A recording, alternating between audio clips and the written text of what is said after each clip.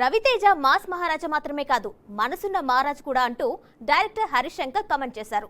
ఆయన ఒక్కడే కాదు, ఈగిల్ మూవీని పోస్ట్ పోన్ చేసుకున్నందుకు రవితేజతో పాటు నిర్మాతల్ని కూడా ఇండస్ట్రీ వాళ్ళు అభిమానులు అభినందిస్తున్నారు. సెన్సార్ పనులు కూడా పూర్తి చేసుకుని జనవరి 13న థియేటర్స్లోకి రావాల్సిన ఈగిల్ మూవీ ఫిబ్రవరి 9కి వాయిదా పడింది. సంక్రాంతి సినిమాల గురించి నిర్మాతలు ఏమన్నారో ఇప్పుడు చూద్దాం.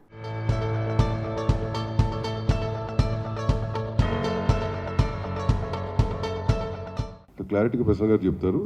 బ్రీఫ్గా ఇది so one of the producers agreed to go back and it's very good sign for the industry and వాళ్ళు కోఆపరేట్ చేసినందుకు ఆ ప్రొడ్యూసర్ గారు కూడా Vishwaprasad garu, People's Media and Vivek and mainly the hero Raviteja garu. So really thank him on behalf of the chamber and the council that they have taken decision to go back. దాని డీటెయిల్డ్గా Telugu Film Chamber of Commerce, Telangana State Film Chamber of Commerce, Producers Council, all of this effort was put by all three of us and it was successful. So end of the day, success ane daniki industry ki advantage e tappuka. There is no individual advantages out here, which as most of the media nowadays have been writing. Okay, that's very clear about it. Detailed ga Raju garu Prasanna garu maadtaru. Hanuman producer గారు available లేక వారు ఆ రోజు chamber meeting రాలేకపోయారు. So వాళ్ళ representative communicate చేశాడు ఇట్లా producer గారు అవైలబుల్ లేరని. సో ఆ రోజు అందరు ప్రొడ్యూసర్లకి సిచ్యువేషన్ ఎక్స్ప్లెయిన్ చేసాం ఛాంబర్ ద్వారా. సో ఎవరు పాజిబిలిటీ ఉన్నా ట్రై చేయండి. అంటే ఇది మనము ఎవరు వెనకకెళ్తే తగ్గినట్టు కాదు. ఒక బిజినెస్ ఎక్స్పీరియన్స్గా మా సలహాలు డైరెక్ట్గా ఇలా ఉంటే ఇలా ఉంటుంది, ఇలా ఉంటే ఇలా ఉంటుంది, పండగకు వచ్చినప్పుడు మీకు ఎన్ని స్క్రీన్స్ దొరుకుతాయి, ఇలా ఎక్స్ప్లెయిన్ చేయడం జరిగింది. దాంట్లో సో లాస్ట్ 1 వీక్ నేను లేను. సో ఈరోజు రాగానే అందరం కలుద్దామని సో విశ్వప్రసాద్ గారు అండ్ వివేక్ వాళ్ళిద్దరూ మాట్లాడడం జరిగింది.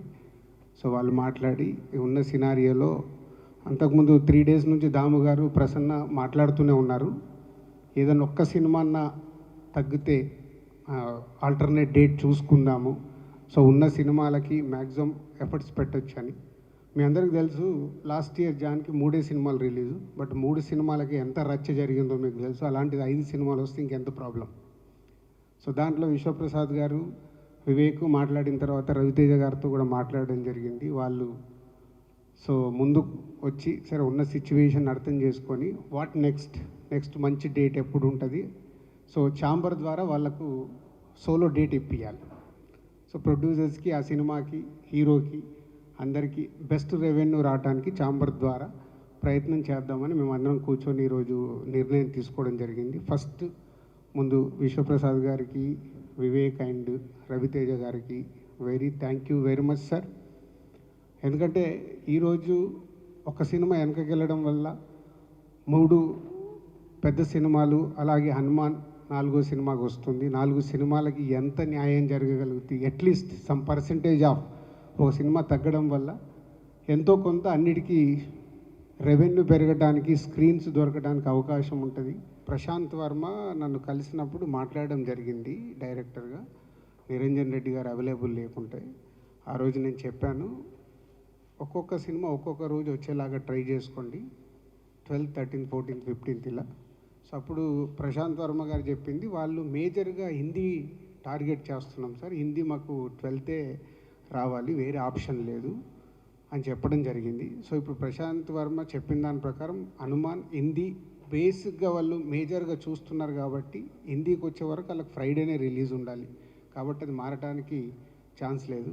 సో గుంటూరు కారం ఆల్రెడీ వాళ్ళు ఎప్పటి నుంచో ఫిక్స్ అయ్యి పెద్ద స్టార్ సినిమా కాబట్టి వాళ్ళకి 7 days వీక్ కావాలనే చూస్తారు, వాళ్ళు మారడానికి ఛాన్స్ లేదు నాకు తెలిసి. ఆ 2 సినిమాలు ఆ రోజు వచ్చే అవకాశాలే ఉన్నాయి. బట్ ఇంకా ఎఫర్ట్స్ పెడతాం, దానిపైన కూడా ఏమాత్రం అవకాశం ఉన్నా ట్రై చేస్తాం. అండ్ 13th ఒక ఫిలిం, 14th ఒక ఫిలిం ఉంటుంది. ఉండ ప్రొడ్యూసర్స్ కూడా వాళ్ళు వీళ్ళు చేసిన కోఆపరేషన్కి థ్యాంక్స్ చెప్పాలని మనస్ఫూర్తి కోరుకుంటూ, పర్టికులర్గా రవితేజ గారు ఇప్పుడు ఉన్న సిచ్యుయేషన్లో రాజు గారు ఎక్స్ప్లెయిన్ చేసిన తర్వాత, విశ్వప్రసాద్ గారు, వివేక్ గారు ఎక్స్ప్లెయిన్ చేసిన తర్వాత ఆయన ఒక మంచి మనసుతో ఆయన ఒప్పుకున్నందుకు ఆయన ప్రత్యేక ధన్యవాదాలు.